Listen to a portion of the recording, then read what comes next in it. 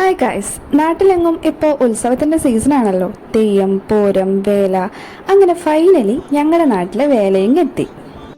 ഞാൻ സത്യം പറഞ്ഞ ലുട്ടാപ്പി, ഡാഗിനി, അമ്മൂമ്മ എല്ലാവരും കണ്ടപ്പോൾ ഞാൻ ഇങ്ങനെ എക്സൈറ്റഡ് ആയിരുന്നു. കാരണം ഞാൻ ഇങ്ങനത്തെ ഒരു ടൈപ്പ് വേല ഒന്നും ഇതുവരെ കൂടിയിട്ടേ ഇല്ല. ഇവിടെ മൊത്തം ഒരു 9 ടീംസ് ഉണ്ട്. 9 ഭാഗത്തുനിന്ന് വേല ഇങ്ങ് വരും. എന്നിട്ട് നേരെ മുത്തപ്പൻകാവിലേക്ക് പോകും. അതിന് മുന്നേ ആയിട്ട് ടൗണിൽ ഇവരുടെ എല്ലാവരുടെയും പെർഫോമൻസ് ഉണ്ടാവും. അത് കാണാനായിട്ടാണ് മെയിനായിട്ട് എല്ലാവരും വരുന്നത്. ഫുൾ ടൗൺ നിറച്ച ആളുകളായിരുന്നു. ഓരോ ടീമിനും പർട്ടിക്കുലറായിട്ടുള്ള ജാസും ബാൻഡും ഫുള്ളുണ്ടാവും. പിന്നെ കളറ് പരിപാടിയായിരുന്നു. 9 ടീമിനും 9 ടൈപ്പ് ഓഫ് ബാൻഡ്, അങ്ങനെ ഓരോ കാര്യങ്ങളുണ്ട്. നല്ല രസമായിരുന്നു കാണാൻ. നല്ല വൈബായിരുന്നു പരിപാടി മൊത്തത്തിൽ. കുറേ ജാസ് ബാൻഡ് ഉണ്ടെങ്കിലും ഈ റെഡ് ഇട്ട ടീം അത്യാവശ്യം നല്ല അടിപൊളിയായിരുന്നു. കാരണം അവർക്ക് ഭയങ്കര എനർജി ആയിരുന്നു. നല്ല രസമായിരുന്നു. അവിടെ കൊട്ടും നല്ല വൈബായിരുന്നു. പല സ്ഥലത്തു നിന്ന് വരുന്ന 9 വേലകളും ജംഗ്ഷനിൽ ഒന്ന് കളിച്ചു കഴിഞ്ഞാൽ നേരെ അമ്പലത്തിലേക്ക്, മുത്തപ്പൻകാവിലേക്ക് പോകും. അപ്പം നല്ല തിരക്കായിരുന്നു. നമുക്ക് അമ്പലത്തിൻ്റെ ഭാഗത്തേക്ക് പോകാൻ പറ്റാത്ത തിരക്കായിരുന്നു. അപ്പോൾ നമ്മൾ അവിടെ ഇരുന്ന് കുറച്ച് ടീം കൂടി വരാനുണ്ട്. അപ്പോൾ അതൊക്കെ വെയിറ്റ് ചെയ്ത് അവിടെ നിൽക്കുമായിരുന്നു. നൈറ്റ് ആയപ്പോഴേക്കും പരിപാടി അങ്ങ് കളറായി, ഉഷാറായി.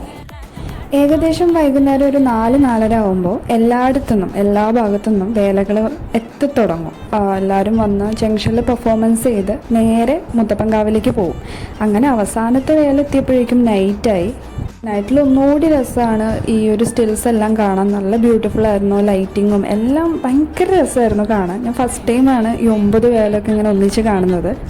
കരടിയും കുറയിലും ഒരു രക്ഷയില്ലായിരുന്നു. പന്ന എനർജി ആയിരുന്നു. നല്ല രസമുണ്ടായിരുന്നു കാണാൻ. അതുപോലെ തന്നെ ആളുകൾക്കും ഭയങ്കര വൈബായിരുന്നു.